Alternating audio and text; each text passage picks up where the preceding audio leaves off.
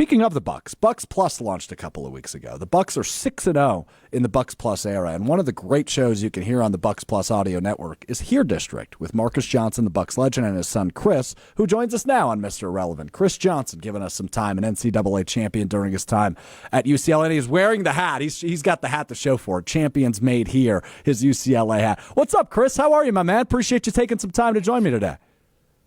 I'm good, Alex. How are you? I'm good. I'm sitting over here and we're talking about, the month of March and the love we have for both college hoops and obviously as the NBA heats up here. And since your show dropped, the Bucks are 6-0 here, District. The Bucks are 6-0. So let's dive into what's changed a little bit because I love seeing all the tweets you've been putting out and kind of analyzing some of the stuff Doc Rivers is saying and implementing and some of the philosophy change that's happened since the All-Star break for this team. What do you think, Kris, from your perspective, is the biggest change for the Bucks post All-Star break? Well, I think that it's a combination of a lot of things, Alex. Doc didn't come in and try to reinvent the wheel with these guys. He came in, empowered the Bucks in their current iteration to be better, to get Pat to go from good to great, right? So how does he do that?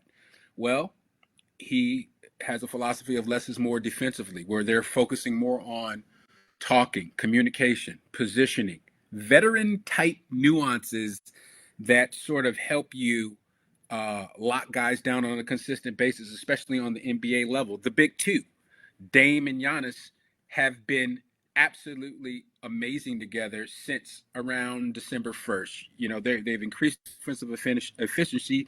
Their net efficiency has increased, and they're at about a 28.6 net since the All-Star break. That is through the roof. But for me, Al, it's been about the bench guys. Pat Bev, Yeah. Beasley. And Beasley's not a bench guy, but it's sort of the supporting cast that has really impressed me with the Bucks, from whether it be AJ Green, Pat Bev, and of course Bobby Portis. I mean, this crew, if you look at this roster that the Bucks have, Doc inherited a pretty good team. Make no mistake about it. This team is filled with dogs that get after you defensively. They are. Think about it. From Pat Bev, Bobby, Absolutely. AJ Green. Absolutely. AJ Green's a straight up dog, man. He AJ is. AJ Green's face always looks like he's been through with Roberto Duran or Sugar Ray Leonard. I might be dating myself, but that dude, I love that dude, and I feel like Rex Kalamian, who is the defensive coordinator, if you will, for Doc, has really come in with a philosophy of playing with physicality within the rules. And if you watch the Bucks closely and how they're able to stifle people defensively, they're trailing on hips, they're bumping, they're tagging, they're using forearms. Me and my dad were talking about it, and I'm sorry for the long-winded answer, but he said on our pod that the Bucks are the most physical team in the NBA, and that is the biggest reason why they've been so dominant coming out the All-Star break. Yeah, and the physicality is shown over this 6-game stretch, Kris. You're so right about that. And never apologize for a long-winded answer because I spend the entirety of the show spewing BS. So you never apologize when you actually have a very informed opinion on stuff. So you mentioned those dogs though, Kris, which I'm so fired up to talk about because Pat Bev has been a nice addition to this team, but I don't know if he's changing the trajectory of this team more with his presence on the court or if it's maybe just some of the energy and the motivation. And I know you've used the word to describe him in the past as pesky, right? The peskiness he brings to the Bucks. What mentality and maybe what kind of mentality shift does he bring? Because it seems like his presence might be felt more like in the locker room than maybe even on the court. Well, Pat Bev is probably one of the most, and this has been throughout his entire career, one of the peskiest players in NBA history in terms of harassing, being bothersome. Playing within the rules, though, Pat Bev doesn't really go over the line with the bull crap about trying to fight guys and do all that. But he's gonna get up in Paul George's grill, knock the ball away from him, harass him a little bit, and then see what they're talking about. That was a battle of the podcast right there when that little matchup, Podcast P and Pat Bev going at it. But no, but seriously though, Al, I mean, Pat Bev, like you had mentioned about, maybe not seeing extended minutes during the playoffs, 10, 12-minute guy. But those 10 to 12 minutes, man, are an eternity for a guy like Pat Bev, who, along with his partner in crime, Bobby Portis come in and bring an entirely different sort of infectious energy that permeates throughout this entire Bucks roster. Every guy is sort of influenced by this energy. Once Pat Bev energy, and once Pat Bev and Bobby get going, Mhm. you can kind of see everybody turning up a little bit when them guys get going. And that to me has been the biggest difference. Like you said, the locker room, but it's all about the team morale, confidence, and inspiring guys to go hard. And Pat Bev definitely does that. Yeah, that's a dude I'd want to go to war with, Chris. Right? Like that. No that doubt, is no that doubt, is the no doubt. definition of Pat Bev, and it's been fun to see too because I know there was a little beef with him and Dame prior to his arrival in Milwaukee, and to see them embrace the other night, it's like, okay, beef is squashed. These guys are fighting for the same goal, which is obviously ultimately to win a championship. Yeah, no, go ahead. I just think it's fascinating how boom, beef squashed. Think about it. When the guys you're playing against the guy, you hate him, right? You Yeah. can't stand the guy, but he's on your team. You start to see the method to his madness and why he's so valuable. And Dame is realizing that, and I'm sure Dame knows that, and I'm sure guys around the league know that. Once you get through the antics on Pat Bev, underneath that surface, there's a really solid basketball player that loves the game and can get it going offensively, and is just completely committed on the defensive end. Yeah, no doubt. You're so right on that. So going back to Doc, I mean, it's such a unique situation, right? It's not often you have a team in second place, which they're back in second place now, but they were in second place at the time they fire Adrian Griffin, and I think it's kind of panic mode, right? It's okay, who can we go get? So they go get the best available option, which is Doc Rivers. They grab him from ESPN, where he was working at the time. He comes in and he gets absolutely smashed prior to the All-Star break, right? They're losing left and right. People are saying, oh, Doc can't win a big game. And now, as you mentioned, he kind of gets this break. They start implementing some different things. They're 6-0 since the break. What are your early impressions of Doc Rivers back in Milwaukee for the first time since he played at Marquette? You know, I think that the pivotal moment for Doc and this Milwaukee Bucks squad was on that trip to Minnesota when they played against the Timberwolves, and then I think they were supposed to fly back somewhere. They ended up staying in Minnesota, practicing at the University of Minnesota, and then they spent a lot of time kind of getting guys up to speed on what Doc's demands were or what Doc's expectations were.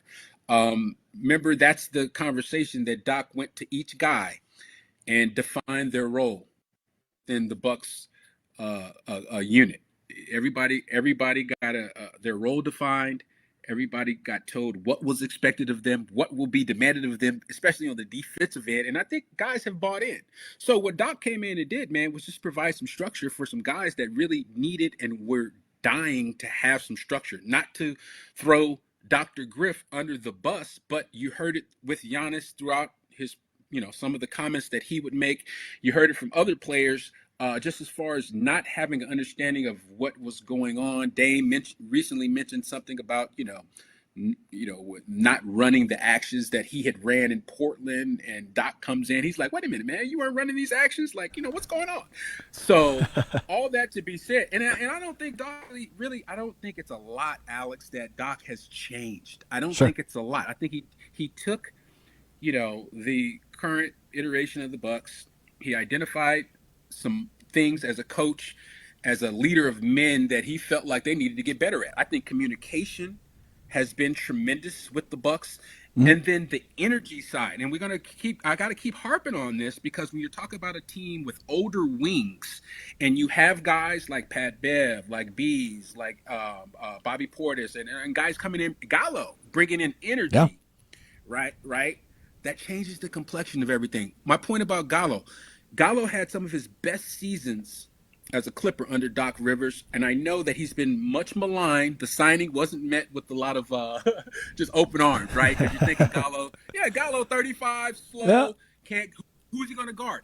But if you've been watching the games, and if you've been watching Gallo surrounded by these units with Pat Bev and this infectious energy, he fits right in. He's not like sticking out like a sore thumb. He's getting stops. He's making plays. He just hasn't been knocking down shots. And I think that that's what we kind of judge Gallo off of. But man, this is an entire mindset that Doc Rivers has installed in this team, and guys have responded in the best possible way.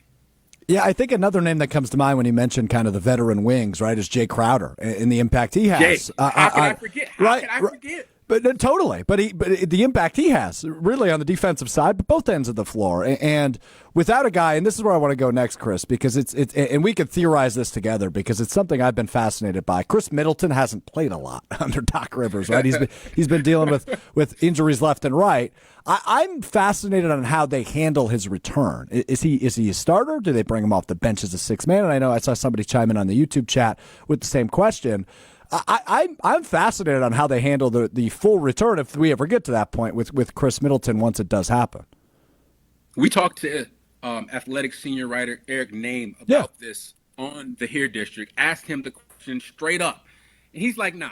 I think Eric was just saying how the Bucks' best five, is the five that Doc needs to be cultivating, reestablishing chemistry with. The best five. So you don't want to, try to mix and match and mess around with Middleton because you're going to need Middleton in the playoffs. In a 7-game series, I'm not sure there's any team in the NBA that can beat the current iteration of the Milwaukee Bucks when Middleton comes back. I'm not sure that they're going to lose a 7-game series. So you need to – but the only way they will have this sort of success in the playoffs is if you work Middleton back into the lineup, starting and get him going. Let him find his rhythm and flow with the way things have been going. Because as you know, once you establish in the NBA 6-game streak and you sort of have a rhythm rotation, when you bring in another guy, it's going to throw it off for a little bit.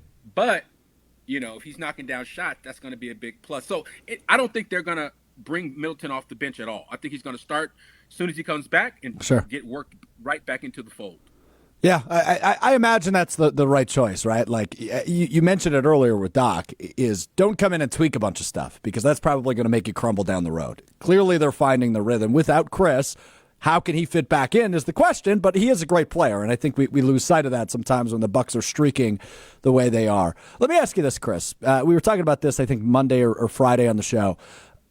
The teams that we fear in the Eastern Conference, maybe not fear, but teams that could be the biggest challenge for the Bucks. The obvious answer is the top seed, the Boston Celtics, and I think Bucks fans have a little bit of PTSD from last year, obviously with the Miami Heat beating them in the first round. Aside from those two teams, does anybody else really worry you in the Eastern Conference? Because I don't know how healthy Joel Embiid will be when he does return for Philly. Like nobody outside of Boston and Miami, the way the Bucks are currently playing, scare me at all come playoff time. Yeah, the only teams that will scare me, and obviously this is contingent upon Joel Embiid's health, are teams that have really good mobile bigs. So Porzingis, Embiid, guys that will stretch out Brook, so Brook can't do his typical drop coverage, which is so effective and important for the Bucks defensively. So I was looking at that on this West Coast swing, just curious to see what the defensive matchups would look like. But to get back to your question, Cleveland scares me.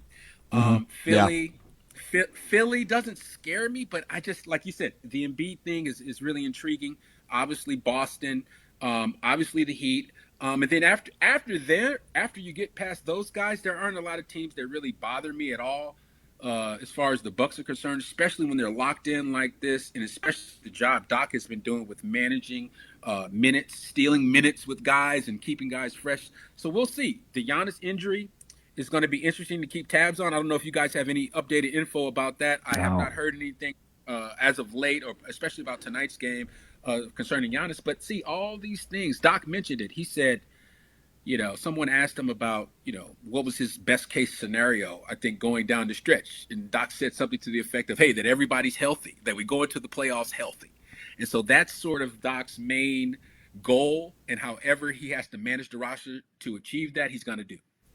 Yeah, just 2 minutes ago from the aforementioned Eric Name, Chris, on Twitter, Giannis' status for tonight remains unchanged, so he's still questionable with the left Achilles tendonitis for tonight against the Warriors. So I'm with you. The other team that comes to mind, even though they're in the play-in, I think as it stands, is the Indiana Pacers. And obviously that's a team that's dominated the Bucks this year. I think 5-1 in the season series. But overall, I don't know if they'll even have to see them, dependent on how the rest of the season shakes out. No, we don't know, but what we do know about the Pacers and the Bucks is that there's something there between these There's two some juice. organizations, There's some real and I juice. love and I love it. I love this rivalry. It's one of my favorite rivalries in the NBA. Ever since Yeah, the yeah. game ball controversy from a few months ago, man. This thing seriously. So whenever I see the Pacers, dude, I'm looking at them guys like just arch rivals, and we gotta see what's up. So I love to face the Pacers just because of that series is going to be turned up, man. No doubt about that. I kind of hope we get it, even though, like I said, 5-1 in the regular It's not season for the likely. Pacers. But yeah, I love a good rivalry, right? And it feels like the Yeah, Bucks heck haven't had yeah. they have a little bit with the Heat and a little bit with the Celtics now Sure. with Drew Holiday over there. But there's some real juice to that rivalry with the Pacers. So Some I would bad blood, I bad would, blood, man. I'd love to see it in May, no doubt about it.